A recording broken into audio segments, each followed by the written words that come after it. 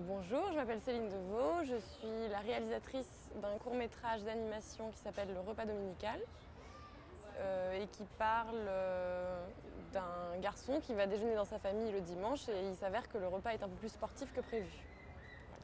Alors bonjour Céline, est-ce que tu peux nous parler déjà de la jeunesse du film, nous raconter d'où il vient, comment tu l'as...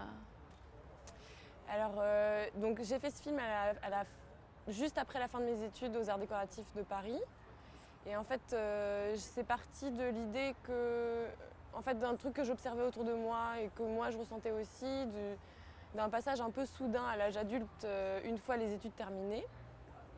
Et que en fait, c'était surtout dans la cellule familiale que ça se ressentait parce que tout à coup, le temps se rétrécit. C'est-à-dire que tous les moments qu'on a l'habitude de pouvoir partager de manière un peu infinie, c'est-à-dire que le temps est assez élastique en famille.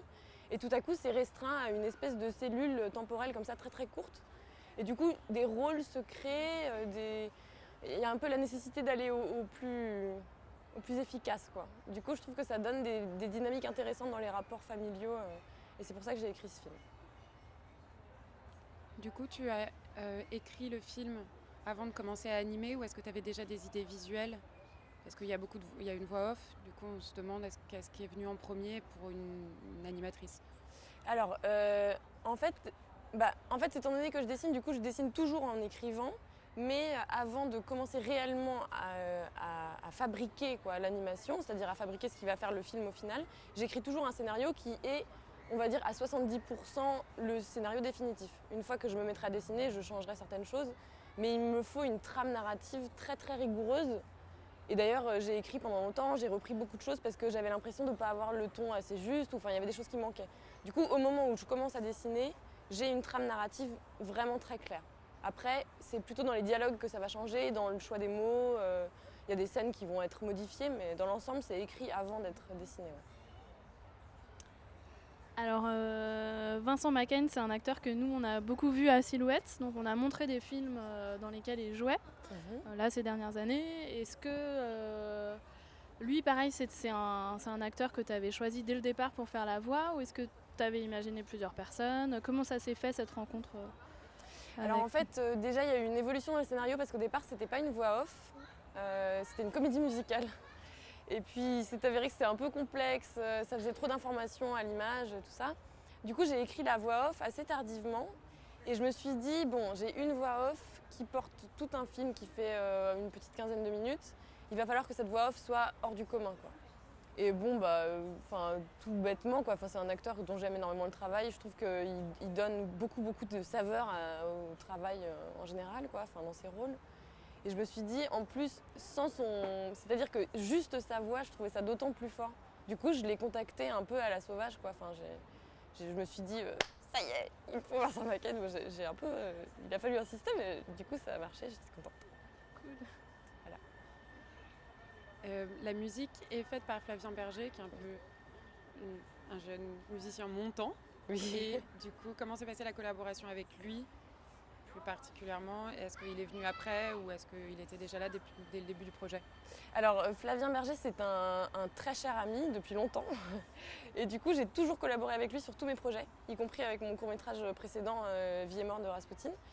Et donc il n'était même pas question de faire appel à un autre musicien, enfin on travaille extrêmement bien ensemble. Et en fait, il a cette capacité assez incroyable à vraiment transcender un propos, quoi. Du coup, je lui donnais mon scénario, puis on a travaillé ensemble, j'ai écrit chez lui. Au cours de l'écriture, on était dans la même pièce, et puis lui, il faisait de la musique à côté.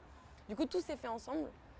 Et en fait, à la fin, mais c'était la même chose pour Rasputin, j'avais 3 heures de musique, quoi. Et c'était génial parce que je lui avais parlé de scènes en les décrivant encore, en ayant l'impression que mes mots ne servaient à rien. Et puis en fait, après, il me sortait un morceau qui était plus juste que tout ce que j'avais pu imaginer, quoi. Du coup, j'aime énormément travailler avec lui. Je pense qu'on a une vraie entente très agréable. Et est-ce que tu peux nous parler du coup de ta technique d'animation?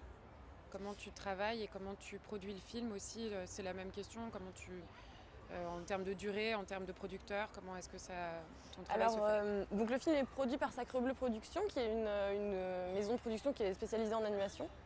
Et en fait, c'est de l'animation traditionnelle sous caméra. Donc je dessine sous un appareil photo. À chaque fois que je fais un dessin, je prends une photo. Puis c'est un support qui me permet d'effacer des parties de l'image. Du coup, j'efface un peu, je redessine, j'efface un peu, je redessine. Et à chaque fois que je redessine, je prends une photo.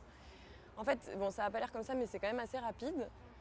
Et donc en termes de production, ça veut dire que voilà, on produit un film non pas avec une grosse équipe pendant 2 semaines, mais avec une seule personne pendant très longtemps. Du coup, la fabrication a duré à peu près 6 mois. Et la production s'est faite vraiment rapidement. Enfin, on a été bien financés, ça s'est bien passé, quoi. Du coup, ça a été très fluide. Voilà. C'est un film aussi qui était à Cannes, qui est passé sur Arte. Oui. Là, ce soir à Silhouette.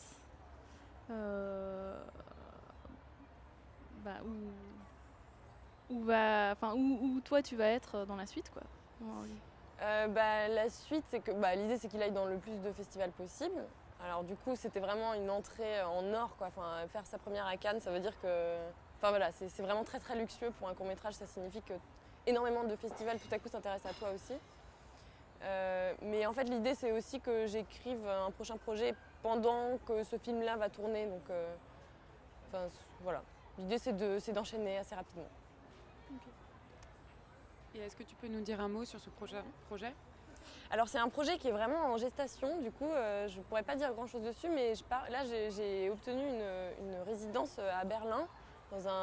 C'est une résidence pour réalisateurs qui s'appelle le programme NIPCO, où en fait on peut travailler avec des développeurs, des producteurs, des techniciens sur place pour développer un projet. Normalement c'est de long, mais là du coup bref, il y a eu un truc et je peux y aller alors que c'est un projet plutôt de moyen métrage. Et je pense que ce sera plutôt sur les rapports amoureux. Est-ce que tu as envie de rajouter quelque chose ? Non, c'est très bien. Merci beaucoup pour cette interview. Et je vous en prie, merci à vous. À très bientôt.